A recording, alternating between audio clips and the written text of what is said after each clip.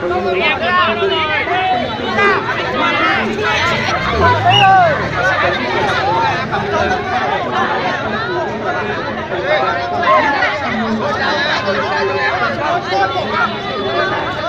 được chỉ tay vào dân đâu.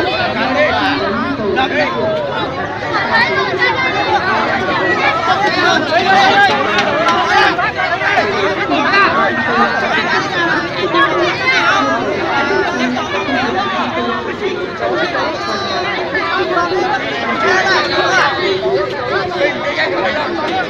Mày lo mày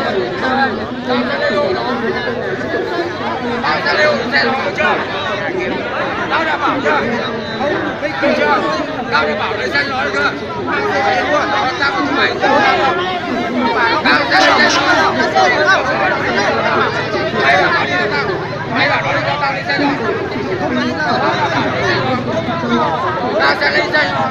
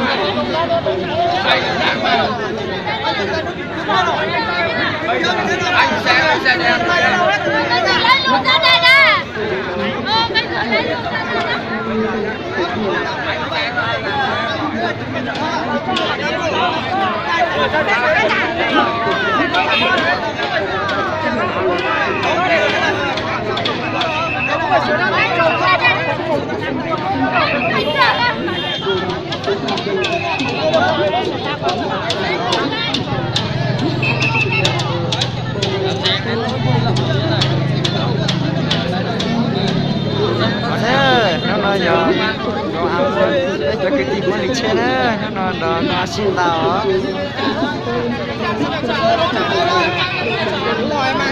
sao nữa sao đàn trò biết sai hả trò biết sai nữa nó còn ăn chỉ còn chạy kia đi rồi nó tao là chết nó là hai là nó ta đi để cái gì nữa tao hát lo mày không việc của mày nhất là sao ba đó làm kề luôn sao ba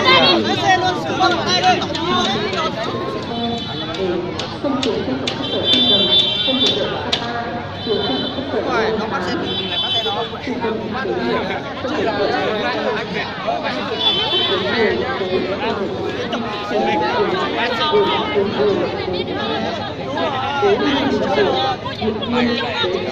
chưa ngay không mình đánh rất được bây giờ nói vừa ngay nói tay đâu đó anh này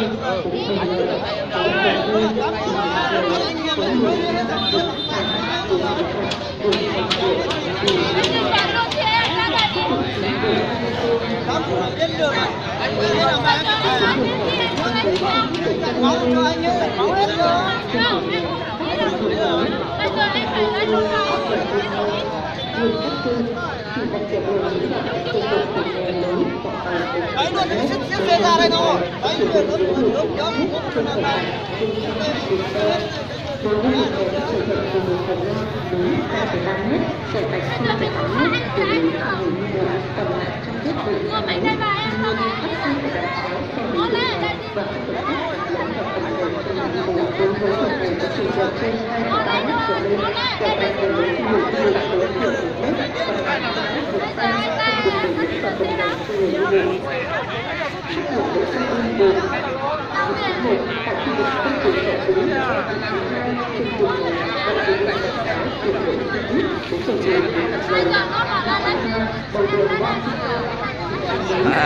là tiền dẫn là tiền đâu đó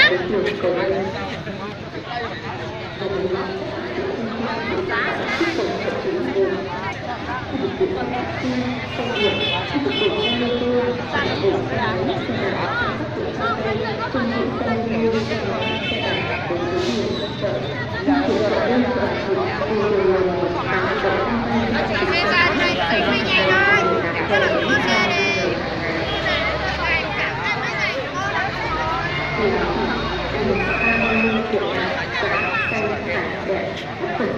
À, chở cái xe đấy.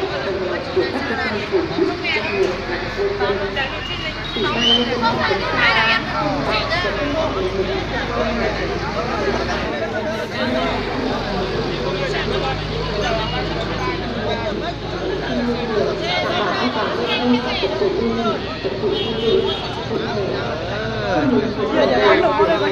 đó. Có ăn được chia nó đấy, đấy muốn nào